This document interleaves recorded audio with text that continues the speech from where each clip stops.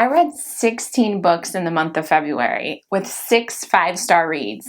That is the best reading month I have ever had in my life. That's already more 5-star reads than I had in the entire year of 2023. So this is going to be a long video. Definitely get comfortable and cozy, and I'll meet you back here.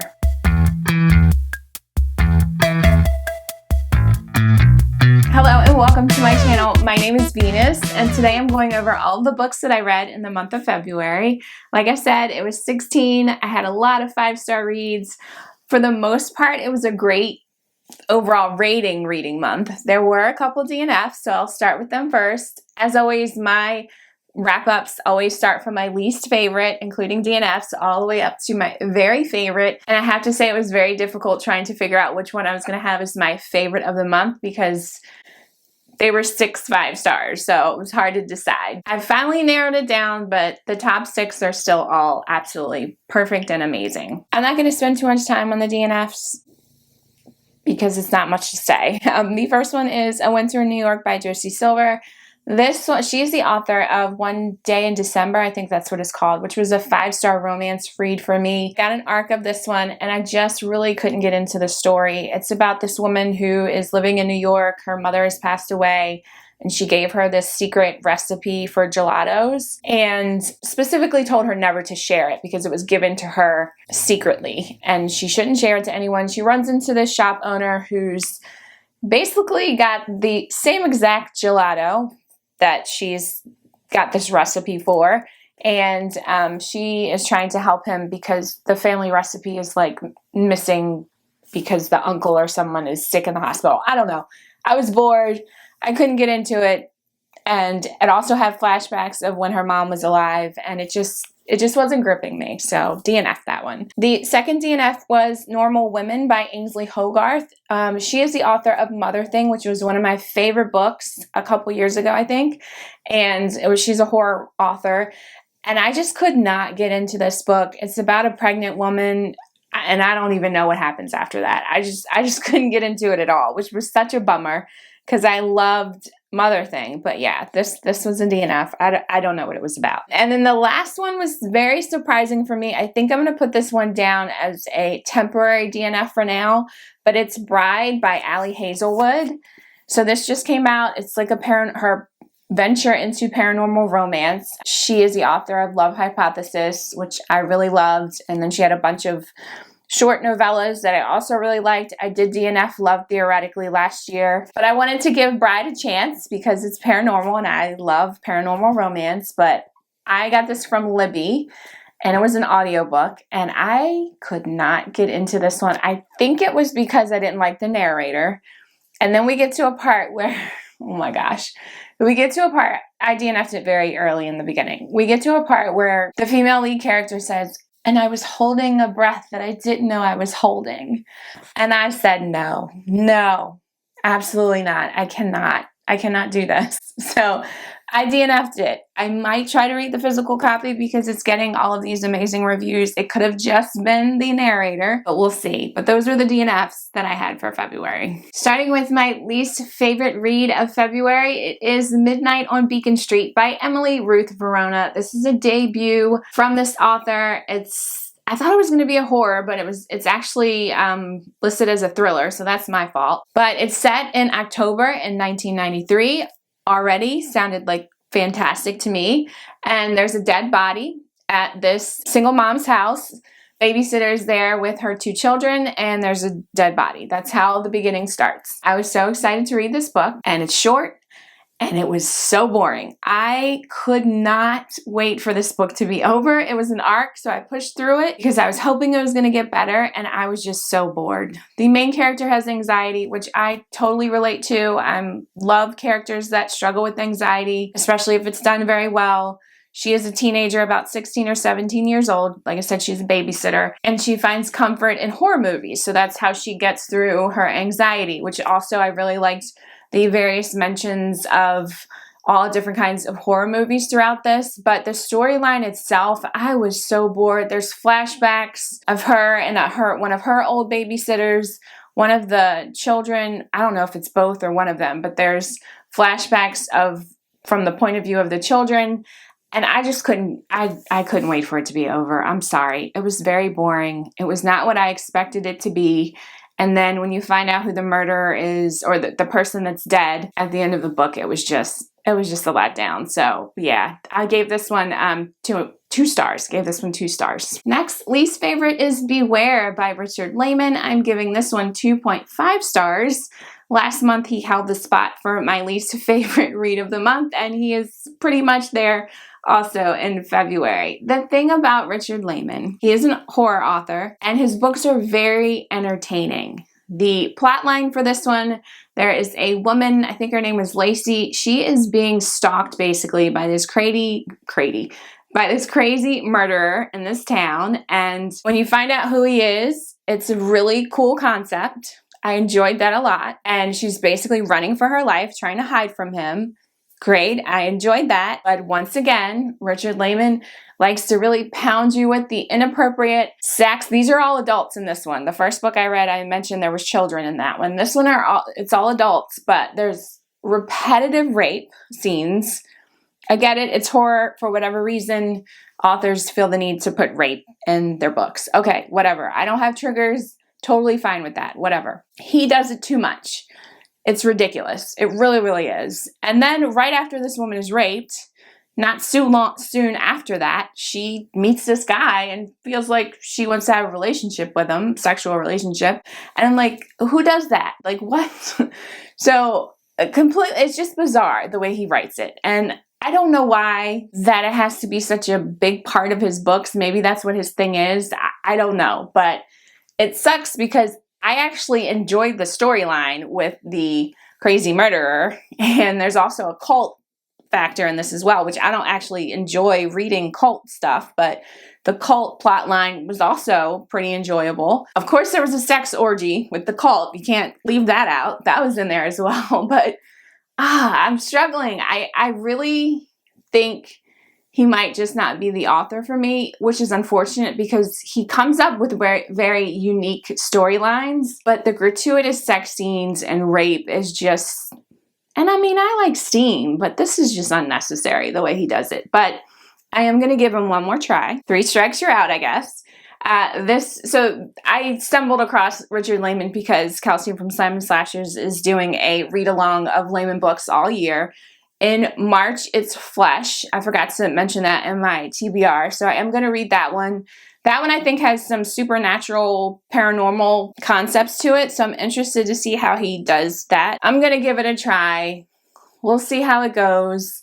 Again, if there's another author that is similar to him that has really crazy off-the-wall horror concepts, vintage horror, please let me know below because, like I said, I'm entertained by his storylines, but I just could do without all of the rape and weird sex scenes that he has in his books. So anyway, 2.5 for Richard Laymon, Beware. Now we are heading into the 3-star category. So these weren't terrible, but not my favorites, obviously. First up is Looking Glass Down by Catrina Ward. This is the author of one of my favorite books of all time, my favorite horror books of all time, The Last House on Needless Street. And this is the 3rd book that I've read by her, and I just didn't really love it. This one we're following a man named Wilder. He is an author, and he is writing a story about an incident that happened when he was younger, a teenager. He was visiting like summer house that his parents have in Maine. So the setting is very atmospheric. I did enjoy that. Catriona Ward, I keep wanting to call her Catriona. I don't know if it's Katrina or Catriona, but she has a beautiful writing style. Absolutely beautiful. The way things are described, just wonderful. But the storyline of this one was very twisty and weird and convoluted, and I just didn't enjoy it as much, but it was an interesting read, so that's why I gave it 3 stars. So Wilder is a writer. He's writing about a situation that happened when he was a teenager. He became friends with this other boy and girl, I can't remember their names, and they find a dead body. There's this murderer that's in this town that happens over and over again, and no one could find them, and then they found this dead body, and then secrets are revealed, and it's a whole thing. Then it becomes almost a story in a story, because as he's writing this book, someone has stolen his manuscript for it. And now you're questioning, is what's real, what's not? I don't know. It got really weird and confusing. And then we get to the ending. The ending was pretty cool, but just getting there was very bizarre. So if you like Catrina Ward, I definitely recommend giving it a try. It's got pretty good ratings on Goodreads, but this one, I don't know. She's got a really high ceiling for me because of Last House on Needless Street, and the last 2 books that I've read by her have just not been as good, but overall I gave it 3 stars. Next up is Hex Education by Maureen Kilmer. This is also a 3-star read for me. She is the author of Suburban Hell, which I really enjoyed. I think that was 2 years ago. This has witches in it. So there's 3 witches that in college they discover that they're witches and they're playing with their magic, and they set a school or dorm basically on fire. And one of the main characters, her sister-in-law, also went to college with her, and she ends up getting really, really badly burned, which, you know, obviously has repercussions throughout her life. And she, I don't remember her name, main character has to live with this. She keeps it a secret, her and the other 2 witches. And then there's like some kind of fire anniversary reunion at the college that they go to, and they hadn't seen each other ever since this happened. So they parted ways, and they get together, and of course their magic starts to act up because they're around each other. Things go from there. This one was just okay for me. I think I really wanted more witchy stuff, and this one really centered around the fire and the repercussions with her sister-in-law and her having a lot of guilt from that. And then the other 2 witches, one of them really wants to continue to practice and get stronger with their powers. So there's a little bit of that going on. I will say this author does do really good humor in her books, because there was a couple times that I laughed, and that also happened with Suburban Hell. I think she's a newer author. I really hope that she keeps going with books like this, because I'm liking them, but they're just not perfect yet. So a little bit more witchy stuff I would have enjoyed. But other than that, I think it's an okay read, definitely if you're looking for something witchy in like spooky season. Then we have Deep Freeze by Michael Grumley. This is a thriller book, like kind of like a sci-fi thriller book, first in a series. And this is a newer author to me as well. And overall, I really enjoyed this one. I had this book on my most anticipated reads for 2024. So in this one, we're following John, who is an Army veteran. He is getting ready to travel. He goes to travel on a bus. You don't really know where he's traveling to in the first couple of chapters. They also don't mention any names in the first chapter. It's just, and this man is doing this, and then he's helping this woman and her kid. So it's very distant, and it's just you looking in on this story, and he saves this young boy and mom in this convenience store robbery, almost robbery. So you can tell that he's pretty strong. He's got, you know, some Army veteran skills going on. And then they all get onto a bus to travel, and ends up getting into an accident and sliding and going into the water. Hence Deep Freeze. He wakes up, and he is basically like an experiment for this, I don't want to say company, but I'll just say company. He ends up waking up. He doesn't know where he is. He can't remember what happened. Bits and pieces are starting to come back together. The chapters are very short, very short. I think there was like over 100 chapters in this book. They are very short. Each one leaves on like this weird cliffhanger where it's like dun dun dun. Like it gives you like pieces of the story at each end of a chapter, and you're starting to like build on what's going on and why he's there and what they've done to him, and you learn a little bit about his past before this accident. And it was entertaining. I was very entertained, but it just had really weird pacing, and a lot wasn't happening until you would get to the end of each chapter, and then something else would be revealed. So the author or the narrator was really holding back things from you, and I just would have liked it handled in a different way. But I am interested to read more from this author. The ending of this book did leave on a really good cliffhanger, and I really want to see what happens. I don't know if I'll make it a priority, maybe listen to it on audiobook when it comes out. But overall, I thought it was pretty good. I gave it 3 stars, but I definitely struggled with it a little bit. This does mention the pandemic, so it is set after the pandemic, years after the pandemic. So if that turns you off, if you're not ready to really read any books that mention the pandemic, then I just would skip this one. But overall, for a thriller, like sci-fi-ish book, I thought it was pretty good. Next up, we have The Trials of Empire by Richard Swan. This is the third book in the Wolf Empire series, and didn't love it. Didn't love it. I'm giving it 3.5 stars. I really struggled with the beginning of this book. It was pretty all over the place with what they were trying to accomplish. So this is a third in a series. I can't go into too much detail, but I've mentioned this, I feel like a broken record, but this book is following Von Volt. He is a judge in the Empire under the Emperor, and his clerk, Helena, is basically following him around. She is the perspective in this book. We're following it from her perspective. I really loved Helena in the first two books. In this one, she got on my nerves. She was constantly questioning all of Von Volt's decisions. He is determined to try to save the Empire, but not, you know, the perfect black and white way that she would prefer, because he's a judge, so she wants him to follow everything by the book. I think in her eyes, she's trying to keep him from becoming dark or doing things that he may regret, which I appreciate, but it just got really repetitive, and she's constantly questioning him. Everything's not black and white. There's going to be gray areas. These things that they're trying to do for the Empire are massive. You know, Von Volt takes it as it's making decisions for the good of all, and then you may have some casualties along the way. So that's a real conflict between them. Of course, there was a romance hinted at in this trilogy that fizzled out very quickly. I really feel like it didn't even really need to be mentioned, because it served no purpose, really. We're in and out of a lot of like dream sequences, and they're going to different places to try to gather allies to fight against Bartholomew, who is a super religious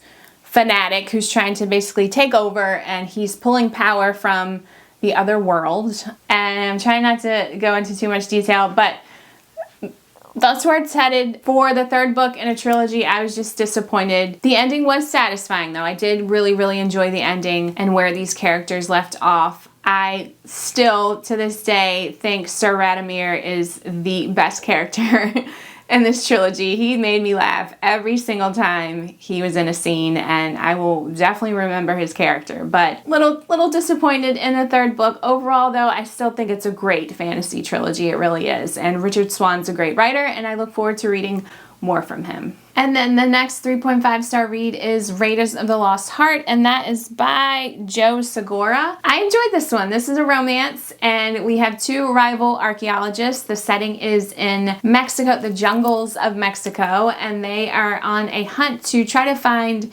remains of the female main character. Her name is Corey, which may be her ancestors. So she's very, very interested in this dig, and she feels like she should have been the main point. But Ford is the one that's running it, so there's contention there. And these two characters are very enjoyable. I enjoyed them both. I really loved the jungle Mexican setting for this. I just wish there was, I know it's a romance, but I would have loved for there to have been more of the archaeology background, more details, more history I wanted in it. But overall, I really enjoyed it. So, you know, it's like enemies to lovers. There's some steam in it that was enjoyable. There are some like artifact smugglers that come into it that they have to save the site from. It was a good story, and the way that it ended, it seems like it could be a second part, and I would definitely check it out. I overall had a really good time reading this one. Now we are heading into the 4-star category, and first up is This Could Be Us by Kennedy Ryan. This is my first book by this author. I'm very, very glad I finally tried one of her books. This is actually the second book in a series, but I did reach out to fellow bookstagrammers and ask them if it was okay if I read this out of order, and the consensus was yes. So I don't feel like I was missing out anything. I think this series is just following different friends and their love interests. And in this one, we are following Soledad, and she's a mom to 2 children, 2 daughters, and their life quickly falls apart when her asshole husband does something crazy. I'll just say he disappears, because it doesn't say what happens in the synopsis, so I don't want to spoil it. But he disappears, and she is left trying to basically keep Ruth in shelter, or that's the same thing, trying to keep shelter and food for her little family that she now has to support on her own. And she does find a way to do that. And in the meantime, her husband's work nemesis is trying to help her, and she's not sure if she can trust him, but he ends up becoming the romantic love interest hero in this book. His name was Judah Cross, and it is really good. Kennedy Ryan writes really good. I was not expecting for this story. I really went into it not knowing what it was going to be about, so I'm trying to be as vague as possible. This book comes out March 5th, so this was an arc, so thank you to NetGalley and the publisher for that. I definitely recommend it. If you are a Kennedy Ryan fan, if you read the first book and you're looking forward to this one, then I think you will definitely enjoy it. I can't compare the first one because I haven't read it, but I just got it in Libby, so I will be checking that out to see how they compare. But the steam was very well done. I appreciated that also. There is really, really good autistic representation in this, and the author did a very, very good job of explaining. So Judah has two twins that are autistic. Each one is on a different part of the spectrum, and the author does take her time in describing and going over the differences with autism and the spectrum in this book, and I really appreciated that. I thought her handling of autistic characters was really well done, so I had a great time with this book. 4 stars, and I can't wait to read the first one in the series. Next up is Caliban's War by James S.A. Corey. This is a sci-fi space opera, second book in the Expanse series, and I loved it so much. I gave it 4.5 stars. The only reason I didn't give it the full 5 is there was just a tiny bit of pacing issues in the very middle, but I had so much fun reading this book. The audiobooks are very well done for these also. If you're not familiar with the Expanse series, we're following Holden and his space crew on their ship. Actually, I'm not going to say what it's called because they get a different ship in the end of the second book. So I won't say what it is, but we're following him and his crew. And in this one, Ganymede, I'm probably saying these words wrong, but Ganymede is, I think it's a moon. Don't quote me on that. I think it might be a moon of Jupiter. And this is where all of the agriculture, food is kind of developed and produced in this, we'll say moon, because I don't know, it's not a planet, where all the food for all of the Earth, Mars, but it's where food is produced to kind of help everyone in this solar system. And it has become a bit of a war zone. This huge monster machine thing has destroyed a lot of the crops and everything that's on it. And so Mars and Earth are trying to somehow figure out what's going on. You know, they're seemingly blaming each other, and that's not the case. Parts of the first book, something that happens on another planet, I'm trying to be very vague, something that happens on another planet has kind of trickled over into this second book, and the characters in this are really what makes it. This is a sci-fi book series that is very well written to the point where you don't feel confused about all of the sci-fi jargon and the planets and Martians and everything that's going on. It's written very easy and attainable, so you don't feel confused and lost. There's humor in this. I don't know if you guys can tell by now, but if you've been here for a while, but I love when a book makes me laugh out loud. And this really does. There is a character in this book, Avasarala, I think that's how you say her name. She is a very high up political figure in Earth, and she is hilarious. She is so funny. She's working around all men. She's the only woman. She's an older, I can't remember if they said she was Indian or not, but she has an accent, like a Middle Eastern accent, and oh my gosh, in the audiobook, she is so funny. She's just a badass. Avasarala is a badass. She really propelled this story for me.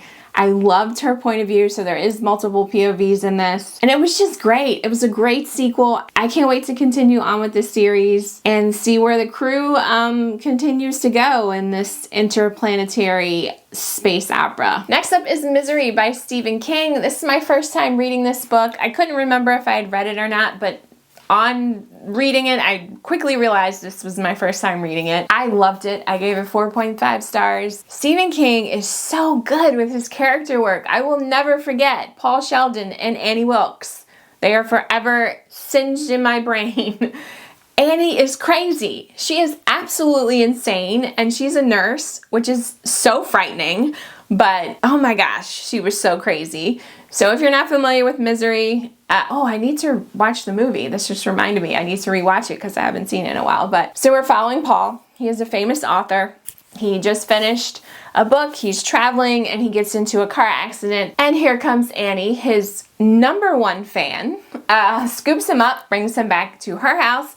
And she's telling him that she's, gonna get him better. She's gonna take care of him. She's a nurse. She's got this. She has no phones, no way for Paul to communicate with anyone. She makes up reasons why he can't communicate to anyone. And she quickly becomes a psychopath who is torturing this man so badly, emotionally, mentally, and physically. I mean, she is nuts the way that he wrote her character. She is unhinged.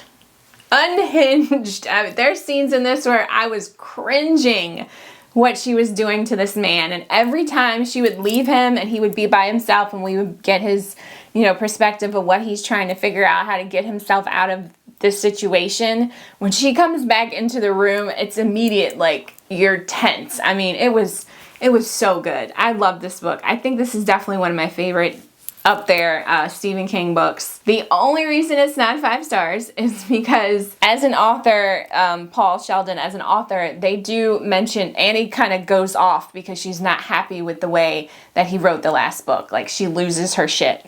Completely loses her shit. And she tells him he needs to rewrite it. He's got to rewrite the book. So she gets him a typewriter. It's missing a letter. I think the letter N. That's the whole thing too. So he starts retyping it and you're getting pieces of this story called, or I think Misery is a character in this series that he wrote, Paul Sheldon wrote. And those parts, because they actually show bits and pieces of what he's writing, I didn't care. I skimmed over that. I don't even know what those parts were about. I could not care any less about those parts of the book. So other than that though, I loved this book. And like I said, these characters, I will never forget them. So 4.5 stars. Now we are heading into the 5-star reads, and the first one is The Women by Kristin Hannah. This is my first book by this author. This is historical fiction, not a genre I read a lot of, but usually I do enjoy them when I do venture into this genre. But this one is about a nurse who served in the Vietnam War, and she sees a lot of devastating things while she's over there. We do spend quite a bit of the book with her while she enlists and everything. Let me see. I want to make sure I'm not spoiling anything. Let's see. Okay, I'm glad I checked that. So because I don't want to spoil anything, but she decides to enlist and follow her brother over to Vietnam. So she enlists as a nurse, and I think she goes in as an army. Yes, so she's an army nurse. Wow. So we follow her. I mean, brand new nurse. She literally just graduated nursing school. I think she's only got a month experience. So she's never seen any kind of trauma or anything like that. And I'm a nurse, so this book really hit spots for me because I could not imagine being a brand new nurse and going over to serve in a war. So she's over there. She's brand new. I'm laughing because there's scenes in it that I really could feel her anxiety when she landed, and this also is in the 60s, so you've got that going on as well. This book was just so well written. I could feel every single emotion. What is this character's name? Frankie, right? Every single emotion and fear that she was going through because the author did such a great job of writing it. And it may also be because I'm a nurse, but still, so descriptive without being boring.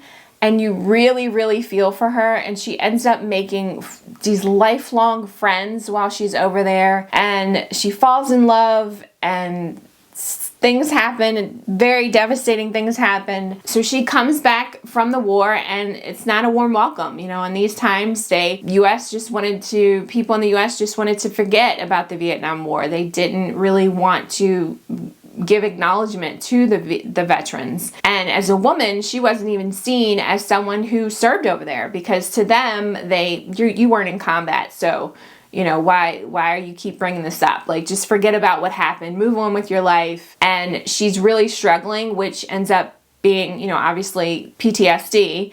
And watching her go through this and the grief that she's going through, just trying to reassemble her life because of, you know, all of the loss that she's seen while she was in Vietnam, and trying to get back into working as a nurse after being basically a full-blown trauma nurse, and trying to come back and give it no real responsibilities with all of the experience that she had, because they didn't see that her nurse experience in Vietnam as experience. They're like, oh, you didn't do anything. We're just going to have you sit behind the desk and change bedpans. And meanwhile, she can do her own tracheotomy because of what she's seen. I love this book. I thought it was beautifully written. I cried.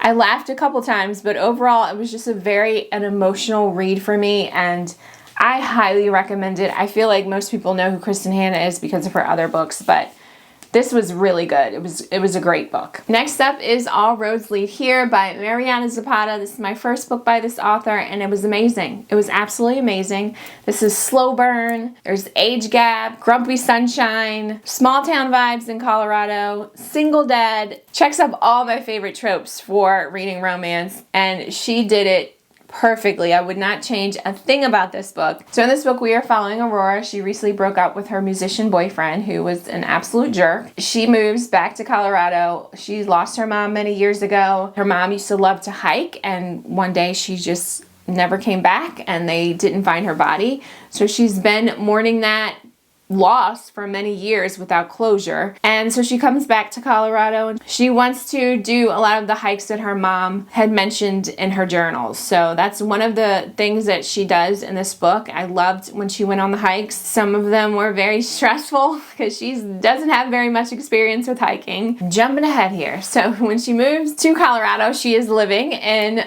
Mr. Rhodes. It's like a apartment above his garage behind his house.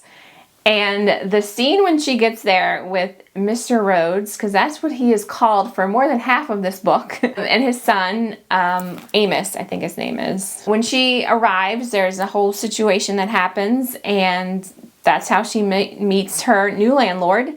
And of course, she notices that he's attractive, but this is slow burn, so we're not getting any of that insta-love happening. And she's just finding her way in this town. She ends up getting a job at a outdoorsy place. She has no experience, but one of her former best friends that she was close with when she lived there is working there, running it for her family, and they kind of rekindle their friendship. So we follow that as well as that progresses. So Tobias, I'm going to call him Tobias. He is Tobias Rhodes. He is a game warden, and he's very grumpy. And the situation with his son is a really neat situation that he's in as a single dad. I'll say that. I don't want to spoil it. Aurora is just a fun character. She's very bubbly. She's very positive about especially with these things that she's had to go through in her life, and you do get some bits and pieces of her past. Oh my gosh, her ex and her ex's mom are a piece of work, and the way that she handles them, especially at the end, there's a confrontation that she does. I mean, I was cheering her on the way she handled it. It was so good. And the love that develops between Tobias and Aurora is beautiful to watch. It slowly unfolds. It's not boring to me. It wasn't boring at all. This is a pretty long book, but it reads really, really quickly. I smiled so many times. I laughed so many times. I teared up at the end. It's just everything I wanted in a romance book. Very, very happy that I finally read it. And shout out to Jack from Jack and the Book Stack, because she did give me that encouragement to read this because of all her love for it. So definitely warranted, because this was fantastic. Next up is Ready or Not by Cara Bastone, and this is an unexpected pregnancy trope, which I would never in a million years think that I would enjoy, but this cover had me. It's gorgeous, takes place in Brooklyn, and I just was curious. I was curious, and I'm glad that I read it because it was a 5-star read. So we're following Eve. Eve gets pregnant after a one-night stand, and she is trying to navigate through that. Willa, her best friend, is excited for her, but also a little hesitant as well, because she herself is trying to get pregnant, actively trying to get pregnant. So she's trying to be there for her best friend, but also dealing with her own stuff as well. And Willa's brother, Shep, is there to kind of be the buffer between the two. And Eve ends up really kind of leaning in on Shep. I'll say that. There is no love triangle, so you don't have to worry about that. And there's no baby daddy issues, because, you know, sometimes with the unexpected pregnancy trope, there's that whole thing. But this one, it's not that at all. And I was very happy with the direction that it went into.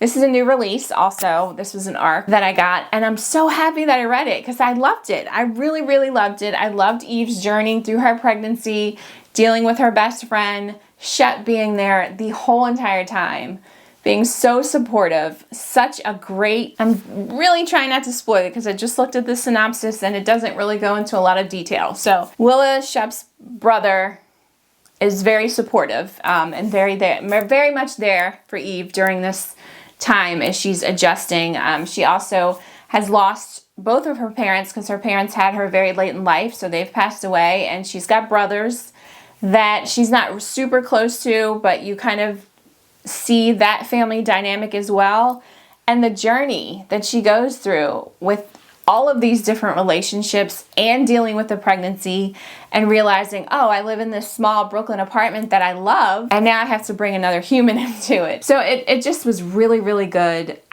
Completely unexpected 5-star read for me, and I think that's what makes it so memorable, is because I was going into it not really expecting very much. I honestly thought I would end up DNFing it, and not the case at all. There is pregnancy steam in this that I didn't expect, and it was fantastic. Cara Bastone, 5 stars for that scene alone. She definitely was pregnant at some point in her life, because the way that she wrote that scene, I was impressed. I was very, very impressed. No, highly recommend this if you like romance, and don't let the pregnancy trope turn you away, because it was really done very, very well. 5 stars. And I can't wait to read some of her backlist books, because she's got a new fan for sure. Okay, we are down to the top 3. This is exhausting. If I ever read this many books again, I'm gonna do it like mid-month check-ins or something, because oh my gosh, hopefully you're still hanging in there with me, because we're getting to my top 3 favorite of February. And next up is The Ascent by Adam Plantinga. This book was freaking amazing. This is a crime thriller, centers around a cop named Kurt Argenta. They say his last name a lot. Argento, yeah. He is a Detroit cop, and he is struggling. His wife passed away, and he just is really struggling through that and really not enjoying being a cop so much anymore. We find in the opening of it that he is getting ready to do his shift that day, and his partner that day ends up being the sergeant, because they've noticed that he's been a little more aggressive than he should be as a police officer.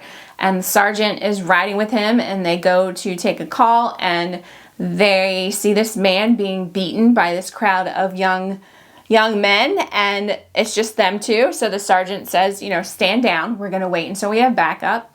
And Kurt's like, no, I'm not doing that. I'm going to get out there and help this young man who's getting his ass whooped.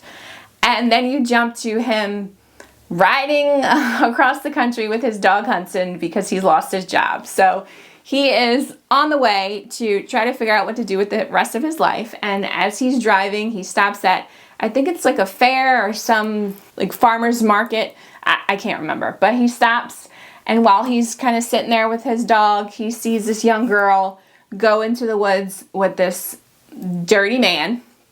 And he goes and he handles his business, and he stops what's getting ready to happen.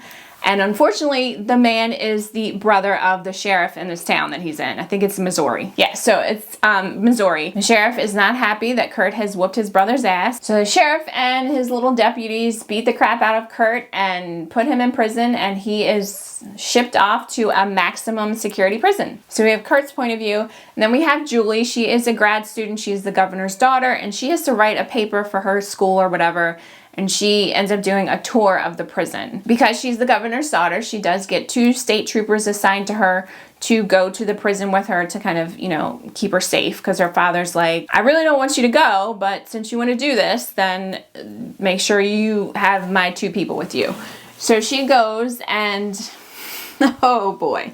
And then it just gets freaking crazy from there. So when Kurt was beat up by the sheriff and his deputies, he feels like he has a concussion. So when he's taken in and booked and everything, they ask him if he's been injured. He says yes. They take him up to the nurse that in this prison. And while he's in there being triaged, some prisoners end up just showing up and they're getting ready to rape this nurse, Rachel. She's one of the characters throughout this whole book. And Kurt saves her from being raped. He beats the crap out of these two prisoners. And then he's like, why are the doors unlocked? Like, what's going on? And then Julie, this is around the same time Julie arrives, and she gets there, and the assistant warden is walking her through the prison, and then they realize, oh shit, the security system in the prison is shutting down. And in about, I think they have like 2 hours, the entire system is going to shut down and all of the doors to all of the cells are going to open. And every single prison inmate is going to be able to run free. And the way this prison is set up, it's levels. So in the bottom level is kind of, the least of the criminals. And then as you get higher up, each level, top level is maximum security. They're isolated. They are psychopaths, like the worst of the worst. And they quickly realize that they have to somehow make it to the roof so that they can get a signal on their cell phones, because none of them have signal on their cell phones because everything's gone out. And that's the only place they'll be able to call for help. This is a ride. I am telling you, it is fast paced. It is everything I love in a crime thriller. Kurt is such a badass. This book reads like a movie. It is so cinematic. It gets very gruesome. I don't have triggers. If you have triggers, please check your triggers, because there's rape in this book and you're in a prison. So that's one of the things that happens in there. There is a human canoe. That's all I'm going to say about that. And it's brutal. It is very brutal. I didn't think it was going to go there. It was completely unexpected, but it did. And it was very entertaining. That sounds twisted, but it just was. This is a library book, and I've already ordered a physical copy because I definitely want to reread this. This was on my 2024 anticipated reads, and I remember reading the synopsis, and I was so excited. I couldn't wait to read this, and I'm so glad that it did exactly what I wanted it to do. So very, very great read. This is this author's first fiction debut. He is a police officer, so I think that's why this book is so well written, because he has, I don't know how much experience with these situations, but he has that background in law enforcement. And I hope he writes more. This was just amazing. This was absolutely amazing, and I highly recommend it. I haven't heard too much about this book. I know Nakia from Nakia's Hideaway, she read it, and I'm so happy we both enjoyed it. She makes me nervous with her rating sometimes when we're reading the same book, but we both agreed this is a 5-star read. So I would definitely check this book out. Please, please, please, if you like thrillers, especially if you like crime thrillers. And my second favorite read for February was Kindred by Octavia Butler. This book was phenomenal. It was absolutely phenomenal. I'm mad at myself for taking so long to finally pick up this author's books. This is my first book by her, and I'm speechless. This book was written in 1979, and I would have never known that. It didn't feel dated at all to me whatsoever, and that lends itself to the writing style of Miss Octavia Butler. Hands down, absolutely perfection. In this book, we are following Dana. She is at home with her husband celebrating her 26th birthday, and then all of a sudden she is pulled back in time to the antebellum South, and she has to save a white son of a slave owner, Rufus, and she has to save him. He's drowning. So she gets there and she saves him. She pulls him out. She's there very briefly, and she's pulled back into present time. And her husband are looking at each other like, what the hell just happened? I'm going to be pretty brief on the description of what happens in this, because I went into it just knowing what's on the back of this, and I just read it, and it doesn't give you a lot of background or information on why she's being pulled back and forth in time. So I'll just say she is pulled back and forth multiple times, and each time she goes, she's there for longer, to the point where it's like months at a time. But in present time, only seconds or minutes have passed. So she has to keep going back to continually save Rufus. He keeps getting himself in situations, and he's aging through this. So he's aging from a young boy all the way up to adulthood, and she's pulled back multiple times. And like I said, sometimes she has to stay for, I think initially it's like minutes, then days, then months. I can't remember if it gets to years or not, but she stays for extended periods of time in the South. So she has to acclimate, Jesus Christ, acclimate. She has to acclimate herself to those times and not allow her frustration and grief for being pulled, away from her husband to get to her, because she has to try to survive herself in order to get back home as well. And so it's beautifully written. It's hard to read because, we're dealing with slavery and white supremacy and how slaves were treated and just all the things. This also takes place close to Baltimore, Maryland, which is where I'm from. So it was neat to, it's sad and it sucks, but it was neat to hear those places referenced. And yeah, this was fantastic, phenomenal. If it wasn't for my #1 book that I'm getting ready to talk about, this definitely would have been my favorite read of February. And I highly, highly recommend checking out Octavia Butler. I can only speak on this one, but I'm sure the rest of her books are amazing, and I can't wait to read more from her. And my #1 read of February is The Tainted Cup by Robert Jackson Bennett. This book was brilliant. It was absolutely brilliant. This is a fantasy book. I DNF'd his last, I think it was Foundry Side trilogy. I DNF'd it just because he was super descriptive with his magic system in that, and it was taking away from my enjoyment because it was just too much. But I knew that I really enjoyed his writing, so I requested the ARC for this, and as you can see, I had to get a physical copy because I needed a physical copy. So in this book, we are following Cole. He is assistant investigator to Anna. She is very eccentric.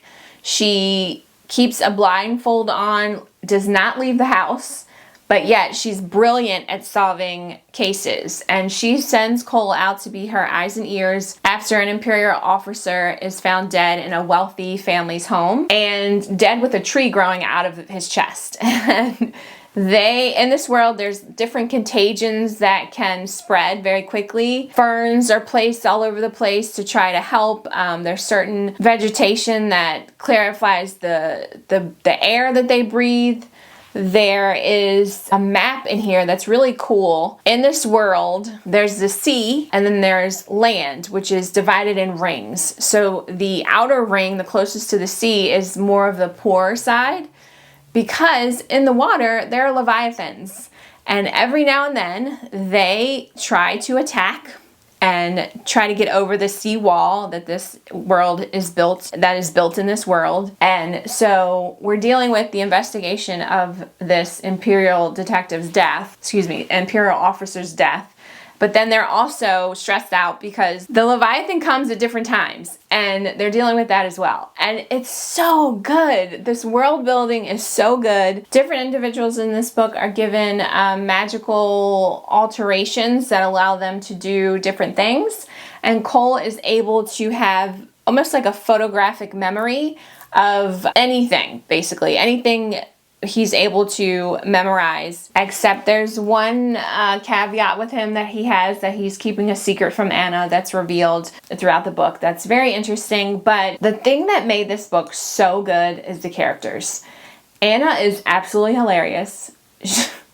She is very strange, but her character is written so well, and I love her, and I cannot wait to read more about her. And Cole is so laid back and very skittish almost. He's very young. I think he's 20 or 21. But he has these abilities that are amazing. And Anna is trying to, help him kind of improve on them. Meanwhile, also taking care of her because she's something else. And there's also queer representation in this that was done very delicately and beautifully. And it just blossomed organically towards the end that I thought was really, really good. So this is absolutely a favorite fantasy book of mine. I am so excited to read the second book. I don't know when it's coming out, but I need it now. But I really, really recommend this book if you like fantasy. I can't wait to dig deeper into the Leviathans in this because they are very scary and creepy. This one also gets a little gory as well, which was great. Those are all the books that I read in February. Again, it was the best reading month I've ever had in my entire life. I really encourage you to check out some of these books because they all, for different reasons, were fantastic. As always, thank you so much for hanging out with me. I hope you have a fantastic day, and I will see you again soon. See ya!